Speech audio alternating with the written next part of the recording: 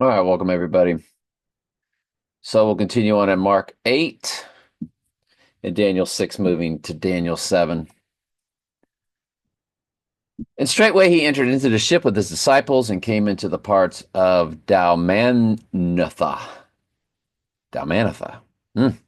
And the Pharisees came forth and began to question him and seeking of him a sign from heaven, tempting him. And he sighed deeply in his spirit and saith, Why doth this generation seek a sign? Verily I say unto you, there shall be no sign given to this generation. And he left them, and entering into the ship, again departed to the other side. And the disciples had forgotten to take the bread, neither had they in the ship with them any more than one loaf. And he charged them, saying, Take heed, beware of the leaven of the Pharisees and the leaven of Herod. Now, its leaven was about sin, as was leprosy. That's why the unleavened bread was a sign. And they reasoned among themselves, saying, It is because we have no bread. And then Jesus knew it, and he saith unto them, Why reason ye, because ye have no bread? Perceive ye not, neither understand? Have ye your heart yet hardened?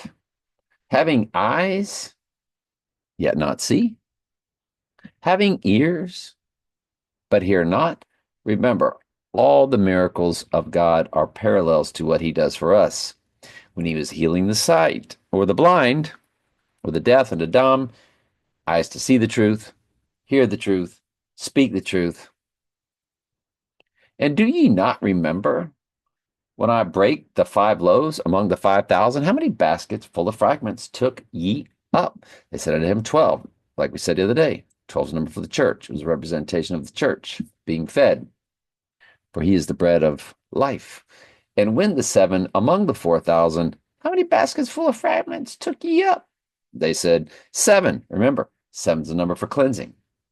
12's number for the church, 7's number for cleansing. All throughout the book of Revelation, it is 12 or multiples of it as 144, and it is nothing else but sevens, sevens, sevens, because the church is getting cleansed. That's what the end times is about.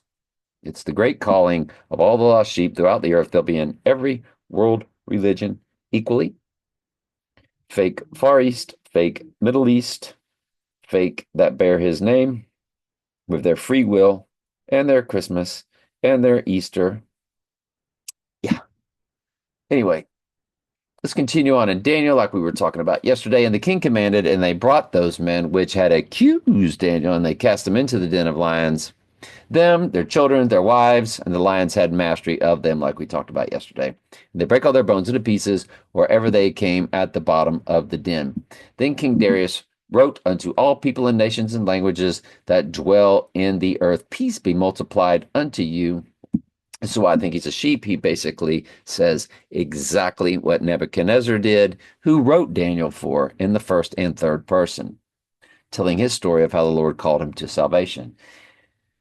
Darius the Mede says, I make a decree that in every nation of my kingdom men tremble in fear before the God of Daniel, for he is the living God and steadfast forever, and his kingdom that which shall not be destroyed, and his dominion shall be even unto the end. He delivereth and rescueth and worketh signs and wonders in heaven and in earth. Who have delivered Daniel from the power of these lions? So Daniel prospered in the reign of Darius and in the reign of Cyrus the Persian. Daniel 7. In the first year of Belshazzar, king of Babylon, Daniel had a dream, and the visions of his head upon his bed. Then he wrote the dream and told the sum of the matters. Daniel spake and said, I saw in my vision by night, and behold, the 4 winds of heaven strove upon the great sea. I'm glad y'all are here. I love you very much. Ask questions anytime. That's what I'm here for.